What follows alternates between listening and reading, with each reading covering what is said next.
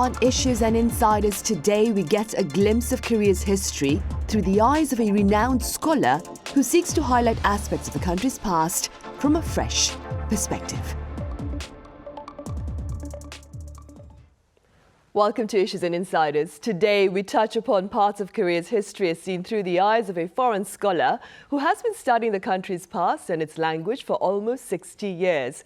For this, I have Professor Mark Peterson at Brigham Young University live on the line. Professor Peterson, it's an absolute pleasure to have you with us. Thank you. It's my honor. Thank you. Right. So, Professor, you've been studying Korea and Korean for well over half a century. Do you believe the current global popularity of Korea's cultural contents has perhaps fueled greater interest in its history as well?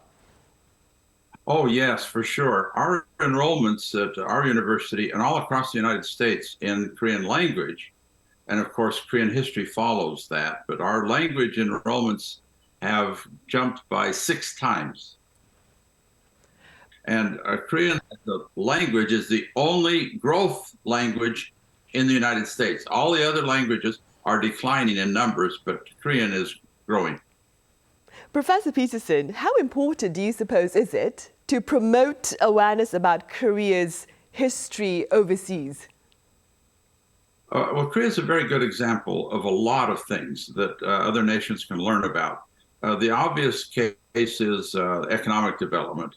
But beyond that, there's social development, intellectual development, and educational standards, where Korea really sets a standard for the world. Professor Peter, you speak about social development here in Korea as well. Could you give us an example, perhaps? Well, there are a lot. One that I like to talk about the most is the educational standard of Korea. Korea has the highest educational standard in the world. They talk about either Korea or Finland having the best education in the world. Korea has the highest level of high school graduates, the highest level of college graduates in the world. And Koreans themselves are critical of this, saying that they need more technical education, not so much the liberal arts. But still, to have a highly educated population like this is a great thing, and that's been the key to Korea's economic development and also to the K-pop movement. The K-pop movement is based on a society that has a lot of basic intelligence and understanding of music and arts and things. And so it's all linked together, I think. Professor Peterson, you have, I believe, a YouTube channel called The Frog Outside the Well that shares content about Korea's history from the perspective, of course, of a foreign scholar. That being said, what's your view of Korea's history?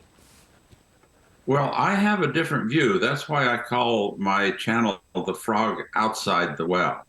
I'm looking at things as an outsider, and I see things quite differently. The core topic that I see differently about history is I don't see all the war and turmoil and chaos and invasions that people used to talk about. And I think younger scholars, too, are starting to look more at the glass half full, not the glass half empty. In other words, if you look at it, if you look at history to find peace and to stability, you find it in Korea. So it's not a turbulent history, but relatively peaceful. Is that the right assumption, Professor Peterson? Exactly, relatively peaceful. And there's good evidence for this. For example, the long dynasties. Korea has the longest dynasties in the world, and there's smooth transition from dynasties to dynasties. And why in the world are there so many Kims, Is, and Paks in Korea? The answer is, in Korea, they did not kill off their royalty in the past. Other nations, when a dynasty falls, the new dynasty kills the old dynasty and eliminates them, but not in Korea. They eliminated Paekje. The royal families of Paekje are gone, but Kim, Lee, and Pak are royal names from Kaya, Shilla, Koryo, and Chosun. Right, and all that being said, Professor Peterson, what aspects do you suppose of history should Korea perhaps seek to share with its global partners, apart, of course, the peaceful transition of power from one dynasty to another? Well, Korea has a great legacy of peace. Koreans too often talk about how they've suffered so many invasions. I don't see that many invasions. I see 2 big ones, the Mongols and the Hideyoshi 1592 Imjin invasion. But I don't see the Manchu invasions as major invasions because those were political.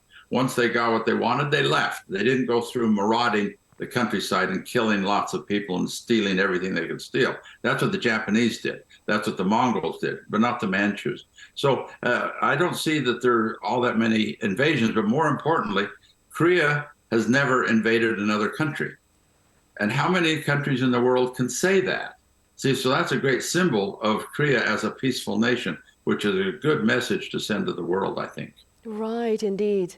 And beyond that, Professor Peterson, you recently, I believe, donated the epitaph plaque of the wife of Korea's first minister over to the US. Could you tell us a bit about this particular donation? Well, this was an interesting thing. I bought this epitaph. It's a plaque of ceramics with nice Chinese characters on it. It's really beautiful in itself as a piece of art. But I didn't buy it as a piece of art. I bought it as a document, a genealogical document to show my students, along with chokbo and inheritance documents and hojok, census registers. I bought these as a student anticipating teaching in a college someday. Well, I used this epitaph, and in my retirement, I thought I should really try to find who is a descendant of these people. And so I started looking around. I put it on a YouTube channel, and sure enough, somebody found it and notified me and notified the descendants. We got together. We had a great reunion, and I donated the plaque, the memorial tablet, to them. It was a great honor for me to be able to do that. And you purchased it, I believe, at a store some 40 years ago, Professor, was it? About 40 years ago. I don't have a record of it. I don't know how much I paid. I somehow think I paid $30, but I can't remember. And I think it was an insadong, but I'm not certain. What was the response from the descendants once, upon hearing about your decision to donate this plaque to them? Oh, they were surprised. They had no idea the thing existed. And to find that this epitaph of their ancestor, the first wife of the first ambassador to the United States, and the great-grandson is a professor at Koryo University. He had no idea that the thing existed. He was so delighted to hear about it and to receive it. And he and I become fast friends. When I go to Korea now, we always get together for dinner. Right, I see. Professor Peterson, you recently wrote a piece on Confucianism, I believe, for a local English daily here in Korea. What are your thoughts on Confucianism? My concern is that Confucianism is dying, and it should not die. Confucianism is one of the 5 major religions in the world. It's a world religion, and it's practiced best in Korea. But the problem is Confucianism is corrupted and misunderstood, sort of in a Sadejui kind of way, meaning loyalty to China kind of way, because in the last 200 years of the Joseon dynasty, the last 300 years of Korean history, they've had a patrilineal, or some people like to say patriarchal, orientation to Confucianism. But Confucianism doesn't have to have that. Confucianism originally existed in a balanced society where daughters had equal inheritance with sons. And my fear is that Koreans that are critical of Confucianism are throwing the baby out with the bathwater. That's an expression we have. And the baby is Confucianism. We don't want to throw that out. The bathwater is the Puge Sawe, the patrilineal system that Korea is leaving behind. They don't like the prejudice against women and these other things. So they're throwing out the Puge Sawe, the patrilineal system, but they don't need to throw out the baby. They should throw out the bathwater, but don't throw out the baby. Do you see what I mean? Right, and staying with that metaphor, Professor Peterson, what more perhaps could Korea do to ensure that the baby is kept at home and not thrown out with the bathwater? Well, I think the idea is to emphasize the good quality teachings of Confucianism, aside from the social practice that's been corrupted in recent years, but just to look at the teachings of loyalty and filial piety. And in Korea, they say inwi yeji, which is benevolence, justice, etiquette, and knowledge. These are wonderful virtues that need to be inculcated into the children of the next generation and the next generation. because that's the heart of what is really Confucian culture in a lot of ways. Right. And speaking about knowledge, I'd like to direct your attention, Professor Peterson, to something you mentioned earlier on during your talk. You talked about how education was one classic example of social development here in the country. The Union administration has been talking about how access to quality education will lead to balanced regional growth here in the country. What are your thoughts?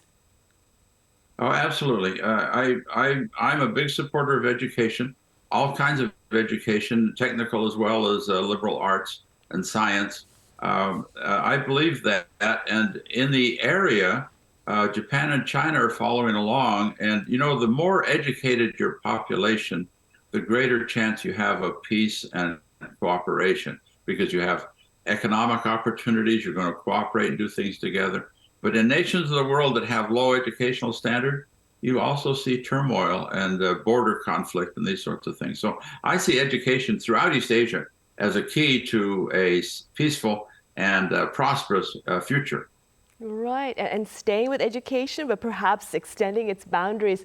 Professor Peterson, I'm not sure if you are aware, but there's been a bit of talk about how, along with the popularity of Hallyu, especially Korean pop music, of course, a lot of the lyrics in the pop music incorporates quite a bit of English. There's some critics who welcome it and others who point out more Korean should be used. What are your personal thoughts?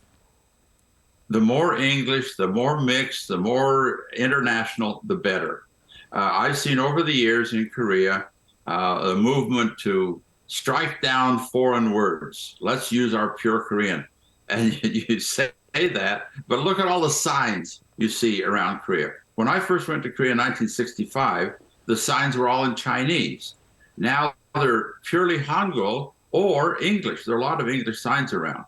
So in the same way that signage on the streets and on the buildings is mixed, the language of the pop songs can be mixed. You know, the language of the pop songs has been inspiration for a lot of foreign students, my American students, to learn Korean. So that's really a great thing, I think. Right, and talking about learning Korean, Professor Peterson, how easy or how difficult is the learning of the Korean language, do you think?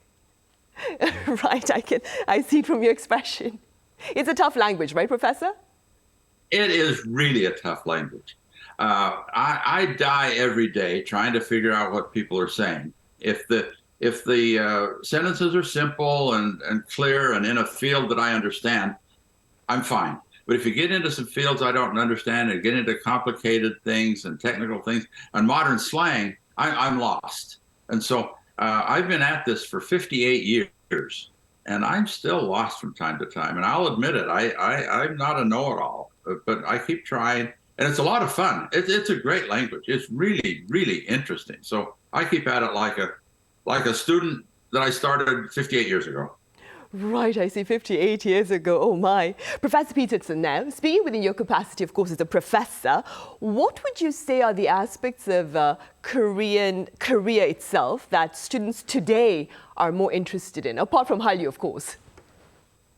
Well, you know, I hear from my Korean friends criticisms of Korea, and that's fine. Criticisms are wonderful because it's through criticisms you improve and change directions, and that's all good. But I'm very uncritical because I have seen a lot of development in Korea. I have seen Korea overcome huge obstacles, poverty, political issues, and the Korea I see today, the problems I see today are fairly minor compared to the things that Korea has overcome in the past. Yes, there are problems, but I think Korea has the ability, the intelligence, and certainly the understanding and the willingness to overcome these problems today. Right, and talking about that, Professor, I'm sure you're aware, but Korea's southern port city of Busan is hoping to host the 2030 World Expo. And President Yoon Suk-yeol has spoken about hosting an expo of solidarity should the southern port city be given an opportunity. Keeping that in mind, how do you suppose does Busan symbolize solidarity? I used to live in Busan. I lived in Busan for 3 years, from 87 to 90.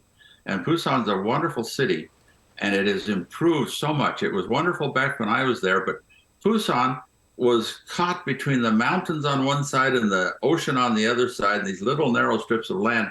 The traffic was just awful. But they've conquered a lot of the traffic problems. They built that beautiful bridge out across the harbor. They've got some of the tallest buildings in Korea in the world are in Busan.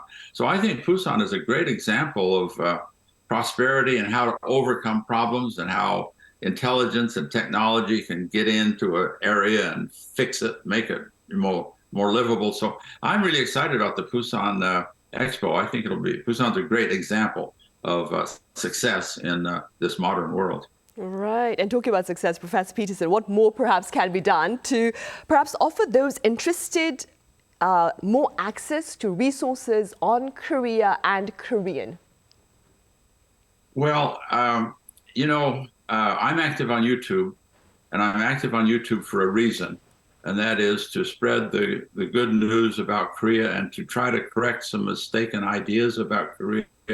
YouTube is one vehicle, and in this modern age, there are many other vehicles, electronic vehicles, and of course, traditional print media and broadcast media that can tell the good news of Korea. And I think Korea's doing a great job. Just keep up the good work. That's all I have to say. Professor Peterson, speaking about your YouTube channel, The Frog Outside the Well, what has been the response to those who log on? What content interests them? This is really interesting because I have three major features. I look at Korean history, this peaceful story that I'm talking about. I look at Confucianism, how we must save the baby throw out the bathwater, but save the baby. And I point out how Confucianism has changed over time, and the old Confucianism of Korea is worth saving. The recent Confucianism, the last 300 years, needs to be changed. And the third area I look at is Shijo, the Korean poem. And I am an advocate for Americans learning Shijo in English and write Shijo in English. And in America, Koreans don't know this, but haiku, Japanese poetry, is learned by every grade school student in America. Every student learns haiku and writes haiku. Well, if they can write haiku, a three-line poem, they can write Shijo, a three-line poem. So I and a bunch of other Americans in the Korean studies field are advocating Shijo in the American school system. So my response to my YouTube channel is very good on popular issues, but people don't often respond a lot to the videos on Shijo. That's a little bit boring to a lot of the Korean audience. But it's an important topic for American curriculum development, I think. And for you personally, Professor Peterson, what makes Shijo, Korean poetry, so appealing? Well, it's short, but it's longer than haiku. Haiku is 3 lines, but it's 5 beats, 7 beats, 5 beats. Whereas the Shijo is a little bit longer, 4 segments with 3 and 4 and 3 and 4, and then 3, 5, 4, 3. The structure is a little more flexible than the haiku. So it's a great thing for American students to learn because they already know haiku. And then you say, well, in Japan, not so far away from Japan, here's Korea, and they have a similar 3-line poem. It's older than haiku, and look how it operates. And you can learn how to write it, and so that the kids can write it, and they can express themselves. It's much more expressive than haiku because it's a little bit longer, and yet it has this structure that makes it interesting and appealing to try to fit your words into this 3-line structure. Right, so it's less rigid, I suppose. Professor Peterson, let's end then with a few words perhaps on your future plans as a scholar of Korea. Well, I've retired, but my wife likes to say I'm working now more than when I was working, which is a funny way to look at it, but it's true. I'm a free man, and I love the written word, and I'm not going to go play golf. I'm going to keep on doing my research and study. I published 2 books last year, so I'm not quitting. And as long as I'm healthy and upright, I'm going to keep doing the same thing.